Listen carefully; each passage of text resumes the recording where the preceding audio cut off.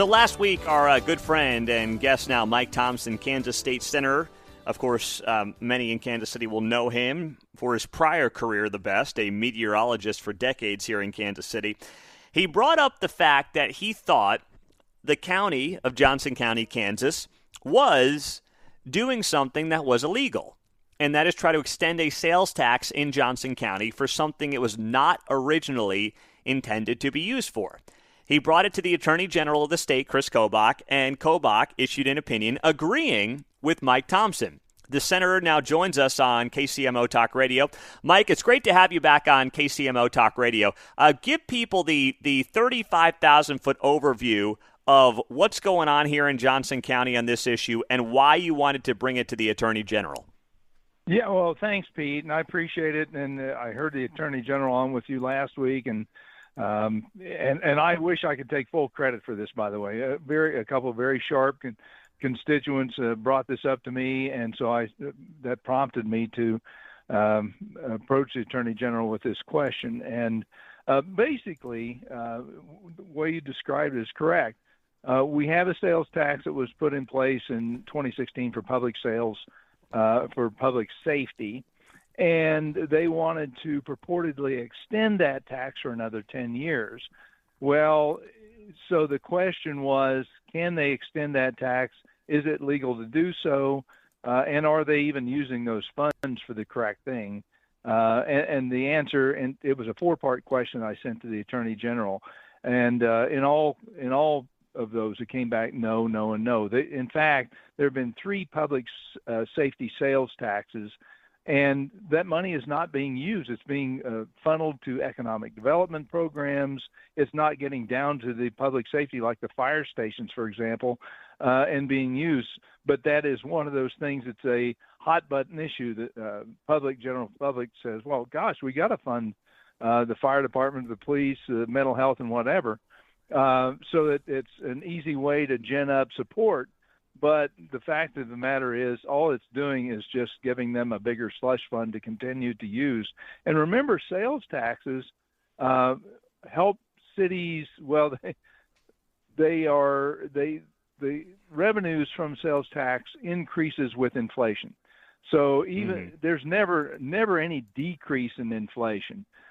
So what it does is allows those cities to use more and more money in whatever fashion they want. And then word that sales tax to say, well, it's for public service or public safety, but it's just not being used for that. And so, we've got to protect the taxpayer somehow. So it seems like at its core, sense, hey, you know what you're doing, you know what you're talking about, Mike. But the core issue here to me too is the fact that Johnson County has seen a doubling in its budget over less than a decade, from about $900 million about 8 years ago to now a proposed 2026 budget of nearly $2 billion. I mean, right. the spending in this county, I know we're a growing county, but the spending in this county is completely out of control. As a resident, but also somebody in the legislature, how do you see that side of this? Oh, it's going to run people out of this county. It already is. I mean, you take the property tax combined with increasing sales tax, and the spending is out of control. You think of the homeless shelter fiasco, $500,000 for a big screen at FIFA, 3,000-acre parks, all these different things that they're spending money on that has nothing to do with making Johnson County inviting to new business or new people. In fact, it's going in the opposite direction.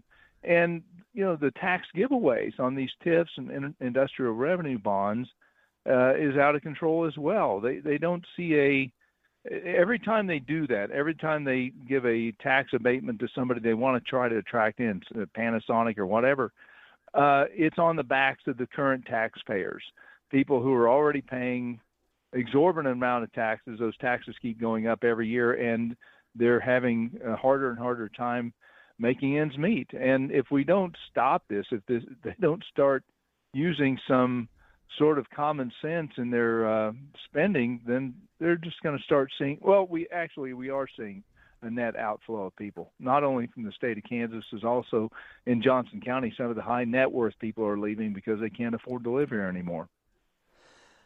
And you know what? Those people, though, they're voting with their feet because many of them can, right? I mean, the high net worth Correct. people will say, I'll go to Douglas, I'll go to Miami County, I'll just move across the county line because I can, and out of principle, I'm not going to pay this tax rate in Johnson County. It seems like that's going on a lot too. Yeah, it is. And, to be honest, there are some other counties doing the same thing. I hear from, like Geary County out west, these county commissions don't like to be told that they can't spend the money in any way they can. And in this case, with this Attorney General opinion, it just reminded them that, they say, well, you're attacking local control. Well, counties have statutory home rule or statutory local control. That means they are at, the state law tells them what they can spend it on and how they can spend it. They just want to circumvent that and continue to do the profligate spending in any fashion they want. And it is completely out of control. Mike Thompson, Kansas State Senator out of Shawnee, is here on KCMO. What would you, listen, we're going to hear a lot of these gubernatorial candidates in Kansas over the next few months talk about property tax relief and property tax reform in Kansas.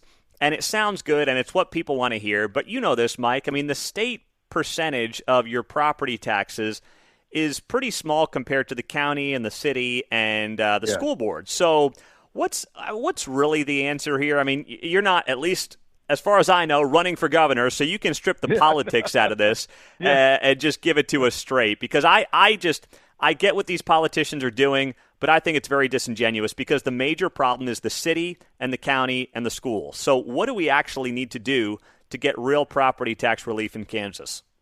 Well, yes, you're 100% right. The state only takes the 20 mills for the education. And in fact, we reduced it we had a 1.5 mil that we collected in property tax from the state, and we got rid of that last year. So we're essentially out of the property tax business. It is the counties, it is the cities. And the only thing we can do at the state level is try to force them to live within their means, which is why we wanted to try to put for the counties anyhow, a property tax cap. Restrict them to a certain amount of increase.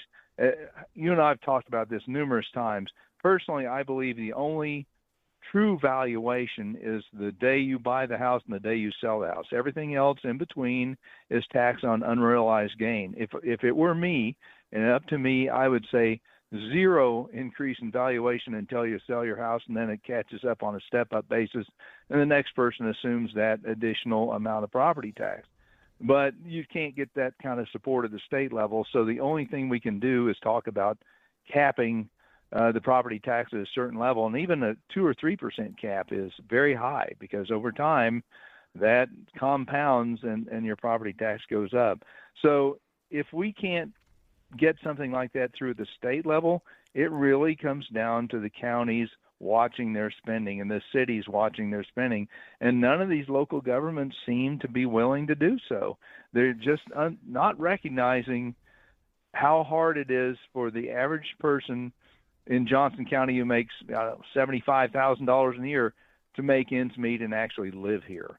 And we've just got to start there's too many people in government that are government-centric thinkers. They think that fully funding the government to do whatever their whim takes them to do is the right thing to do, and then everybody else just has to get behind and support it. We're not worried about the taxpayer out there, and that needs to be the focus, and it certainly isn't at these governments at the municipal and county level.